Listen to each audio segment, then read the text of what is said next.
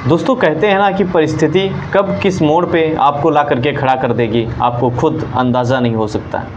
ऐसे ही दोस्तों एक व्यक्ति के साथ होता है जिसका नाम होता है संतोष।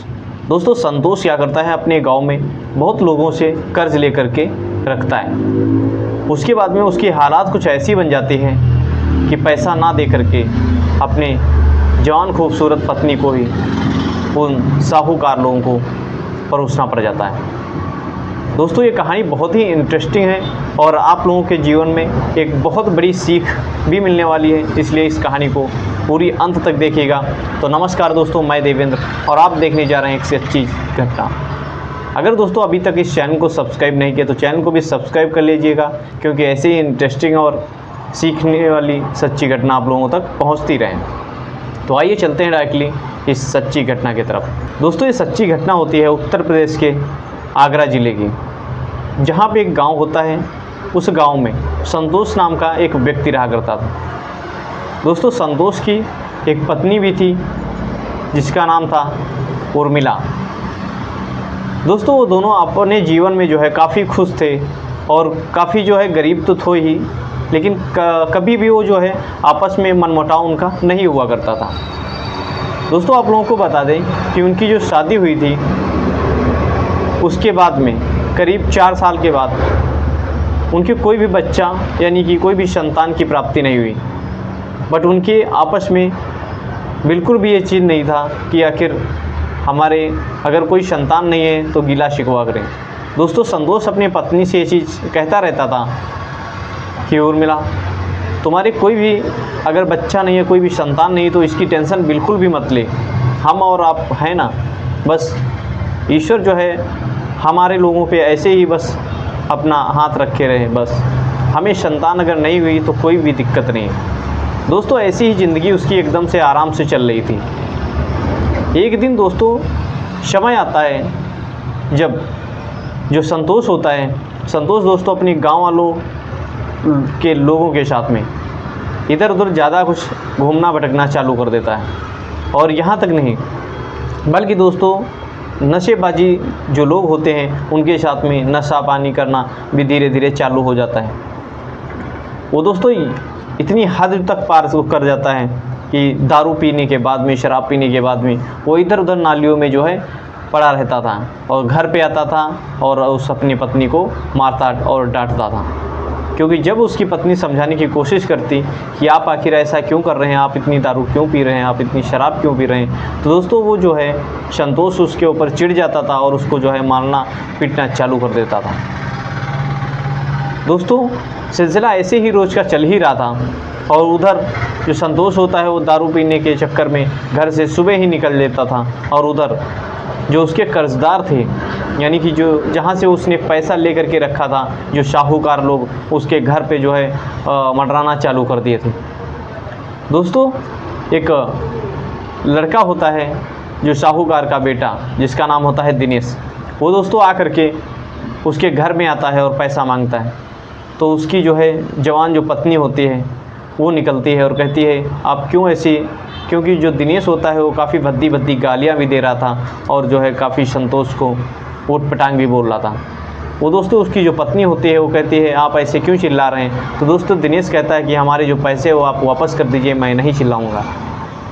दोस्तों उसकी जो पत्नी थी काफ़ी परेशान हो चुकी थी, क्योंकि अगर जो वो अपने पति से अगर शिकायत भी करती तो वो जो है बात मानने को तैयार भी नहीं था और उल्टा जो है उसको मारने के लिए तैयार हो जाता। इसीलिए वो बात जो है अपने तक ही सीमित रखती और उसके बाद में काफ़ी जो है 2-3 साहूकार आकर के उसके पत्नी को धमकाते हैं और वो सारी बातें अपने तक ही वो सीमित रखती।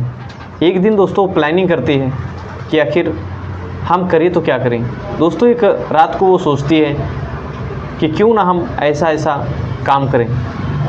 जब दोस्तों एक साहूकार का लड़का आता है सुबह, तो जो संतोष की जो उधर पत्नी होती है एकदम से सज धज कर तैयार हो जाती है और जैसे ही वो आता है तो एकदम घर के अंदर जो है वो दिनेश को बुला लेती है और वो जो लड़का होता है उसके घर पे चला जाता है और कहता है मुझे जो है पैसा चाहिए और कुछ नहीं चाहिए।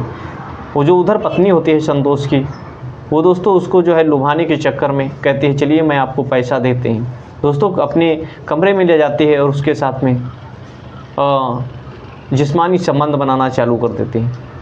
दोस्तों जो उधर दिनेश होता है साहूकार का लड़का, वो ऐसे ही रोज़ रोज़ उसके घर में आया जाया करता था, क्योंकि जो संतोष की पत्नी थी वो भी काफ़ी खूबसूरत और जवान थी। इसी के चक्कर में दोस्तों दिनेश जो होता है वो पैसा बिल्कुल भी नहीं मांगता है। सिलसिला ऐसे ही चल ही रहा था। उसके बाद में इस मामले की खबर संतोष को बिल्कुल भी नहीं थी कि आखिर हमारी जो पत्नी है वो क्या मतलब घर में गुल खिला रही है। दोस्तों किसी गांव वाले ने जब संतोष को ये बात बताता है कि तुम्हारे घर में तुम्हारे ना होने पर तुम्हारी जो पत्नी होती है वो ऐसी ऐसी काम ऐसी ऐसी हरकतें करता है, दोस्तों एकदम से वो गुस्सा हो जाते हैं और एक इतनी दर्दनाक मतलब जो है प्लानिंग सोचता है। तो कहता है चलिए ठीक है। उसके बाद में जो है वो जो होता है एक जंगल में एकदम एकांत जगह पे जो है दिनेश को फ़ोन करता है और कहता है तुम जो है यहाँ पर आ जाइए फला जगह पे और मैं तुम्हें पैसे देने के लिए तैयार हूँ। दोस्तों दिनेश क्या करता है वहीं जगह उसी जगह पे चला जाता है और फिर एक कोल्ड ड्रिंक में जो होती है कीटनाशक दवाई उसी में डाल देता है और दिनेश से कहता है कि भाई तुम्हारे लिए एक कोल्ड ड्रिंक लाया हूँ, इसे पी लीजिएगा। दोस्तों दिनेश पी तो लेता है लेकिन कहता है यार ये कैसी अजीब सी मतलब इसकी जो सुगंध है वो आ रही है। कहता कुछ भी नहीं है, ऐसे ही। वो दोस्तों इग्नोर करके स्प्राइट पी लेता है। उसके बाद आधे घंटे के बाद में उसके जो चक्कर आने लगता है फिर वो तुरंत गिर जाता है और कहता है तुमने क्या मुझे पिला दिया।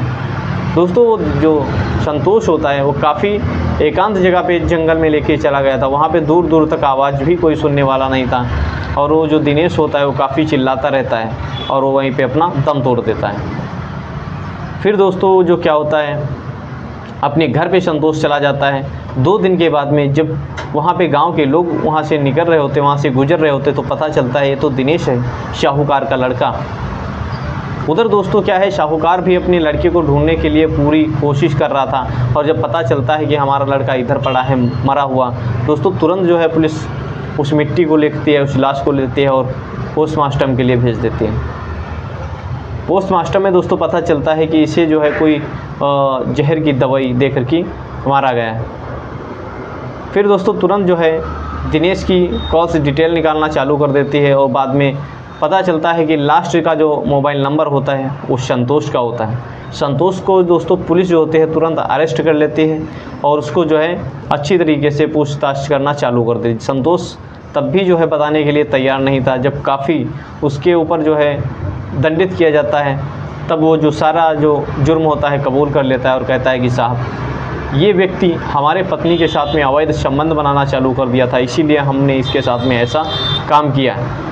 दोस्तों पुलिस ये सारी सच्चाई जो है जान करके हैरान हो जाता है और कहता है कैसे कैसे लोग हैं कि अपना पैसा ना दे करके ऐसा ऐसा काम कर देते हैं, ऐसा कांड कर देते हैं।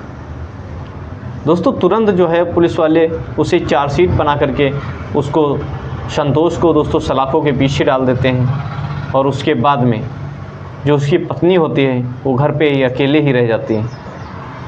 दोस्तों इस वीडियो के माध्यम से आप लोगों के जीवन में क्या सीख मिली कमेंट बॉक्स में ज़रूर बताइएगा। और हाँ वही कहते हैं ना कि जो है कर्जा उतना लो जितना आप चुका सको। ऐसा भी ना हो कि कोई बेबस हो करके संतोष जैसी पत्नी बन बैठे। बट संतोष की भी पत्नी ये चीज़ बिल्कुल भी नहीं सोचा था कि आखिर हमको उद्धार करना है, लेकिन इस रूप से नहीं।